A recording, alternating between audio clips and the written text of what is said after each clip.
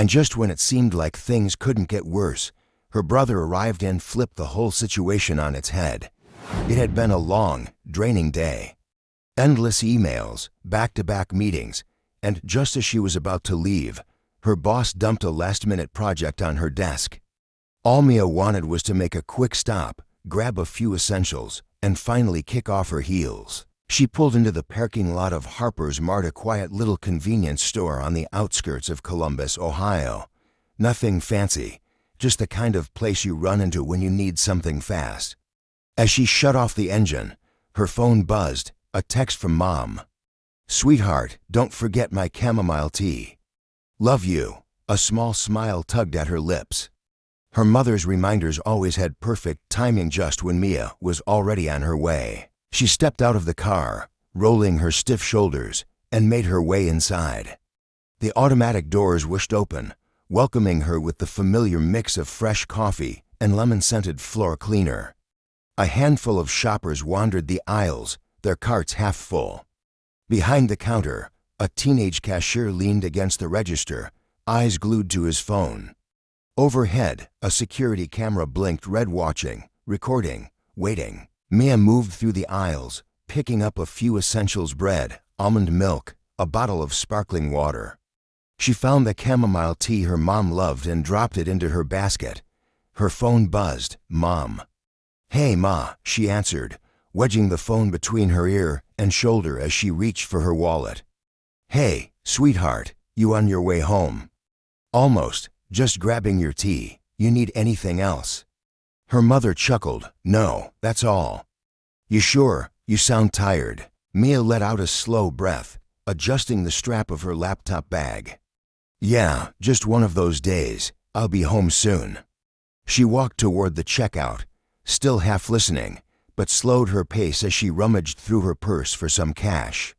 She preferred paying with cash at these smaller places. Too many horror stories about card skimmers. That's when she noticed the cashier staring. A white guy, maybe early 40s, his eyes flickered between her and the register, his lips pressed into a tight line. At first, she brushed it off. Maybe he was just lost in thought. But then he leaned slightly to the side and murmured something to a guy stocking shelves nearby. A familiar unease crept up her spine. She'd seen that look before. Mia ended the call and stepped up to the counter, placing her items down. The cashier barely glanced at her. "That all?" he muttered. She nodded, sliding the bills across the counter. He hesitated before taking them. Then his eyes shifted past her toward the front of the store. Mia followed his gaze. Two police officers had just walked in. They weren't browsing. They weren't looking at the shelves. They were looking for someone. And then one of them raised a hand and pointed at her. Before she could process what was happening, they were already closing in.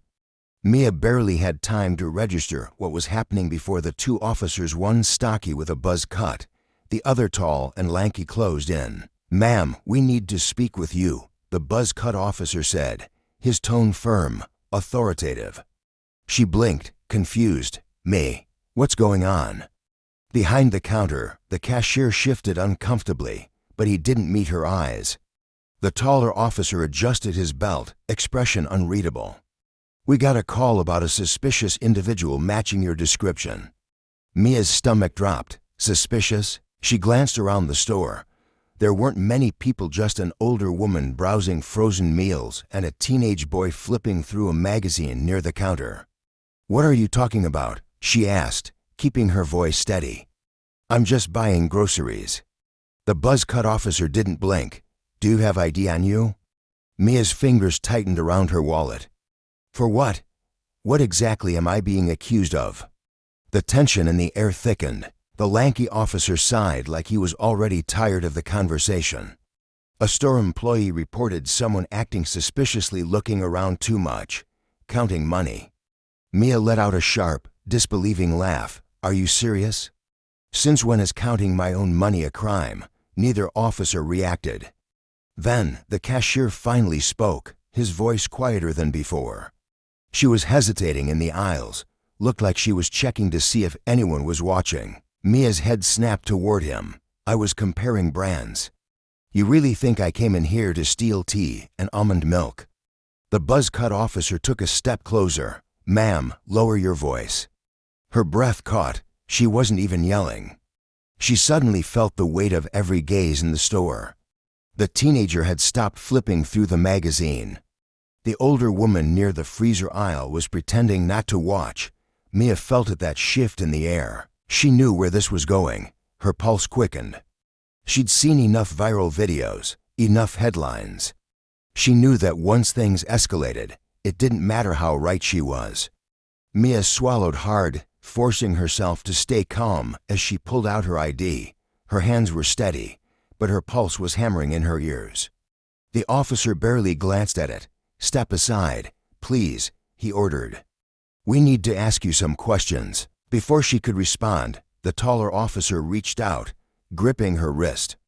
Mia's entire body went rigid. Excuse me? She snapped, yanking her arm back. I gave you my ID. What else do you need? The stocky officer's expression didn't change. Step over here, he repeated, motioning toward an empty aisle near the front of the store. She could feel it now how fast everything was unraveling. The teenage boy had put his magazine down. The older woman by the frozen section wasn't even pretending to browse anymore. Even the cashier had edged backward, suddenly very focused on the register screen. Mia felt it the way the room shifted, the way she was being watched. Like a criminal, am I being detained? She asked, keeping her voice steady. The tall officer scoffed. We're investigating a report. If you cooperate, this will go a lot smoother. Smoother for who? Mia's chest tightened. She wasn't naive. She knew how this played out. Push back too hard, and she'd be labeled hostile. Comply too quickly, and she'd look guilty. A no-win situation. I want to know exactly what I'm being accused of, she said, her voice firm. You still haven't told me. The buzz-cut officer let out an impatient breath, like she was wasting his time. Ma'am, someone thought you might be shoplifting. We're doing our job. Mia let out a sharp, bitter laugh. You mean profiling? The second those words left her lips, the air thickened. Buzzcut's eyes darkened. Turn around, he ordered. A surge of heat shot through Mia's body. What? No. She fired back, instinctively stepping backward. I did nothing wrong. The tall officer moved toward her. Don't resist. Mia's pulse spiked, panic clawing its way into her voice. You are not about to search me in the middle of this store like I'm some damn thief. But she barely had time to react before hands clamped down on her arms, forcing her to turn. The humiliation slammed into her like a freight train, right there, in front of strangers. Their hands moved over her pockets, her back, her waist. A routine pat-down that felt anything but routine. Mia wanted to vanish. Her skin burned. She wasn't crying, she refused to give them that. But her eyes stung. Her fists curled tight at her sides. The store had fallen completely silent.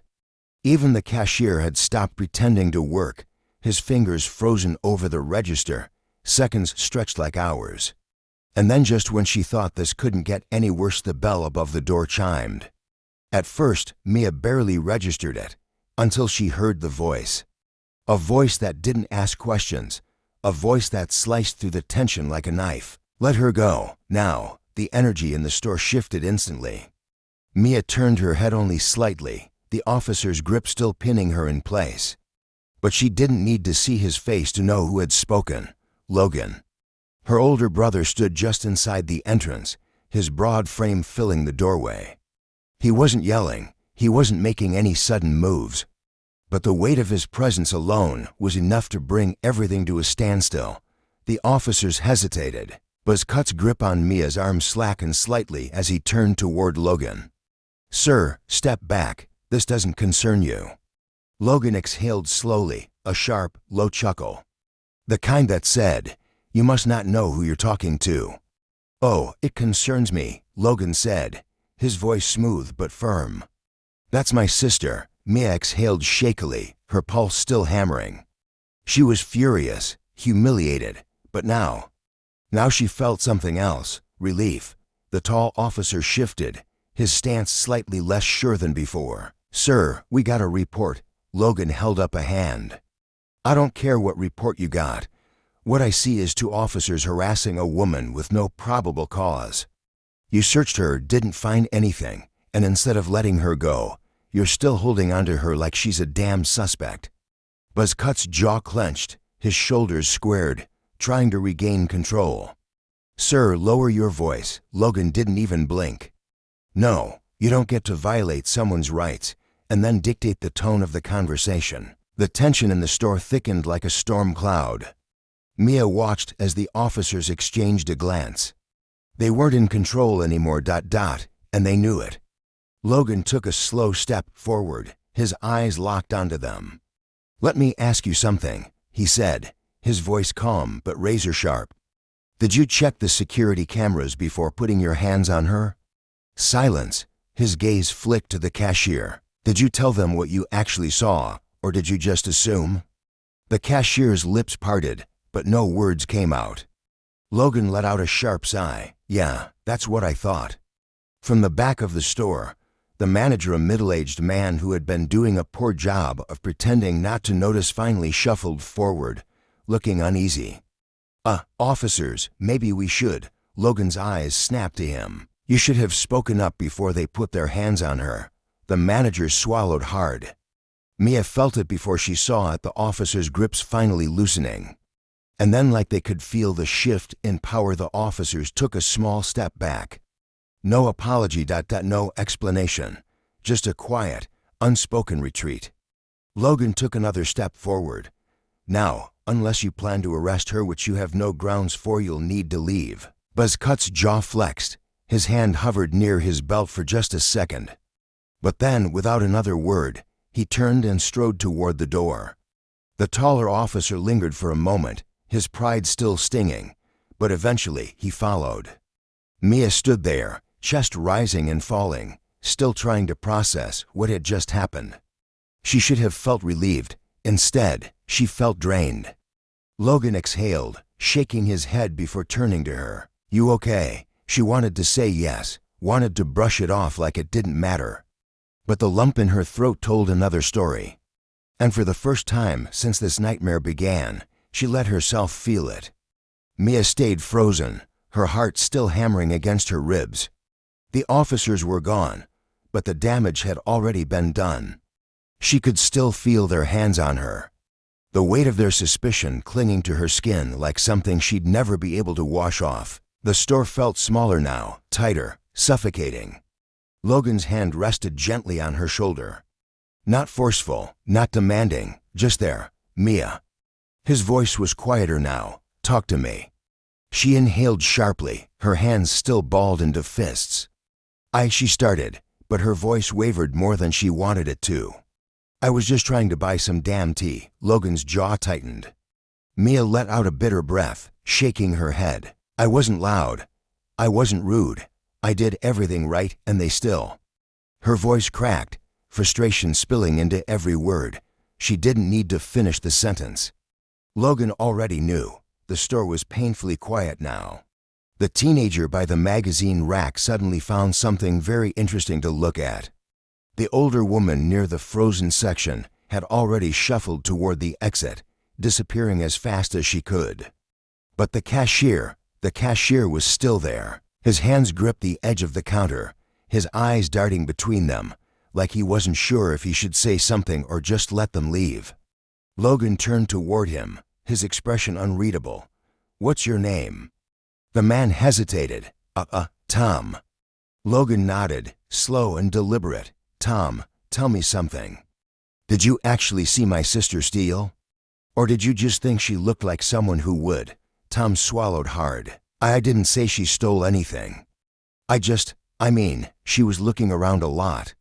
And with the cash, Logan held up a hand. "Stop." Tom's mouth snapped shut. "You assumed." Tom had the decency to look ashamed, but that wasn't enough. Mia, still gripping her bag, finally found her voice again. "Do you even know what that felt like?" she asked, her tone razor sharp. "Being searched like I was some criminal while you stood there and let it happen." Tom opened his mouth, but no words came out. Logan's gaze didn't waver, You know, he said, voice steady, there's a difference between calling the police when something actually happens and calling them because you think something might happen. One of those saves lives, the other one ruins them. Tom looked down, his knuckles turning white against the counter. Mia shook her head. Just say it, Tom. He glanced up. Say what? Say you were wrong. Silence. Her chest was still tight, the humiliation still raw. But she refused to let him off the hook that easily.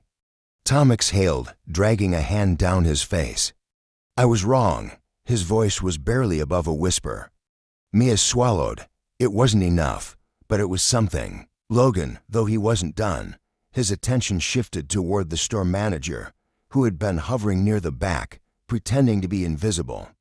You, Logan's voice was sharp, unforgiving. The older man straightened, suddenly looking very busy doing absolutely nothing. You were here the whole time, Logan continued. You could have stepped in. You could have said something. The manager let out a nervous breath. Look, man, No. Logan's tone cut through the excuse before it could form. You don't get to play neutral. When you see something wrong and say nothing, you're just as bad as the people doing it. The manager had no response to that. Mia didn't either. She was drained. She just wanted to go home. Logan must have seen it in her face because he took a step back, giving her space. You ready? He asked. She nodded. Yeah, let's go. They turned toward the door, the automatic glass sliding open with a faint hiss. But just as they stepped outside, a voice called out. Mia. She turned. Tom, the cashier, stood behind the counter, looking uneasy. She waited. He scratched the back of his neck, eyes darting anywhere but at her. I shouldn't have called them. Mia held his gaze for a long, silent moment. She almost considered telling him it was okay. But it wasn't, and maybe that was the problem. She nodded once, acknowledging his words, but not forgiving them. Not yet. Then, without another word, she walked out. The night air hit her like a slap to the senses, cold, sharp. Mia inhaled deeply, trying to shake off the weight of everything that had just happened. Logan walked beside her in silence. It wasn't until they reached the car that she finally spoke. I hate that this is normal, she murmured, fingers tightening around the door handle. Logan let out a slow sigh. It shouldn't be. Mia exhaled sharply, then turned to look at him. What if you hadn't shown up? Her voice was barely above a whisper. Logan met her gaze, his expression unreadable for a moment. Then, finally, he said, I don't even want to think about that. Neither did she, but deep down, she already knew. The car ride home was quiet. Mia stared out the window, watching the city blur past in streaks of neon and headlights. Streetlights cast long, fractured shadows against the pavement. The hum of the engine was the only thing filling the space between them. She should have felt safe now.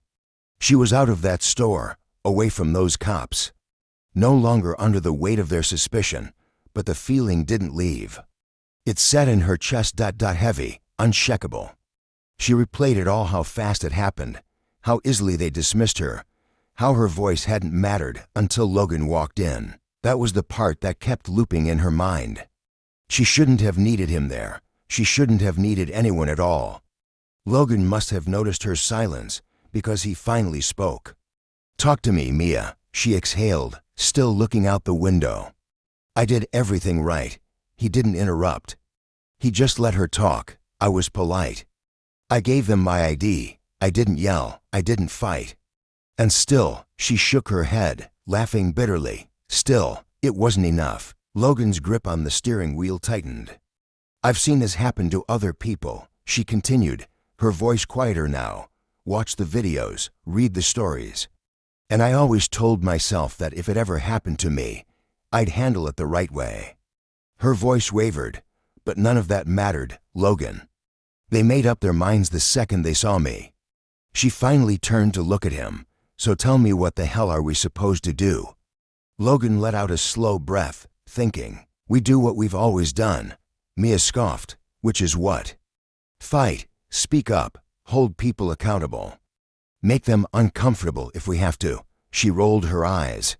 And what good does that do when people like those cops or that store clerk don't even want to change? Logan turned onto their street, pulling up in front of her apartment. He shifted into park but didn't kill the engine. Then he looked at her, serious. You saw what happened back there? Mia frowned. Yeah, obviously. No, I mean, you saw it. He tilted his head slightly. The way the officers backed off the second I started asking questions. The way the cashier suddenly had nothing to say. The way that manager damn near ran to the back when I called him out. Mia didn't say anything. Logan sighed. People like them, the ones who act first and think later, they count on silence. They count on people just letting it go. But when you make them answer for it, when you make them look at themselves and say it out loud. He shook his head. That's when things shift. She crossed her arms. So what? You think that guy, Tom, is suddenly a changed man? That the next time a black woman walks in, he's going to treat her differently? Logan shrugged. Maybe, maybe not, but now he knows better. And if he does it again, he can't pretend he didn't. Mia leaned her head back against the seat, staring at the ceiling. She wanted to believe that. She really did. But the weight of it all was too fresh, too raw. For a long moment, they just sat there. Then Logan spoke again, softer this time. You know this isn't on you, right? Mia turned her head toward him. He nodded. You didn't cause this. You didn't do anything wrong. What happened back there, that's on them. She swallowed hard. Then why does it still feel like I lost? Logan's expression was unreadable for a moment. Then he reached into the back seat, grabbed a small notepad and a pen, and handed them to her. Mia frowned. What's this? Write it down. She gave him a look. Write what down? Everything, Logan said. What happened? How they treated you, their names, badge numbers, if you caught them. The store, the time, all of it. Mia hesitated. But Logan just held her gaze. Trust me. With a quiet sigh, she clicked the pen and started writing. At first, her hand moved slowly, but the more she wrote, the faster the words came. Every detail, every sentence they threw at her. The way the store went dead silent, the way her stomach twisted when they grabbed her wrist. She filled nearly a full page before she stopped, staring down at the ink. Logan nodded in approval. Now you have it. Mia let out a breath. And what am I supposed to do with this? Whatever you want, he said. File a complaint. Post it online. Tell your story so the next person knows they're not crazy when it happens to them. Or maybe you don't do anything with it at all. Maybe you just keep it for yourself, but at least it's out of your head now. Mia stared at the page, her fingers running over the words. It didn't change what happened. It didn't erase the anger, the frustration. But for the first time that night, she felt a little lighter. She clicked the pen closed and set the notepad down. You always gotta be so dramatic, huh? Logan smirked. Runs in the family. She huffed out a laugh, shaking her head. If you're polite, professional, or completely innocent when people see you through a lens of suspicion, the rules are different. But silence is what allows it to keep happening. If you witness something like this, speak up. Call it out, ask questions, make them explain themselves, because accountability doesn't start with people like Logan showing up at the right time. It starts with all of us watching, speaking up, refusing to look the other way, because the real goal is making sure situations like this never happen in the first place.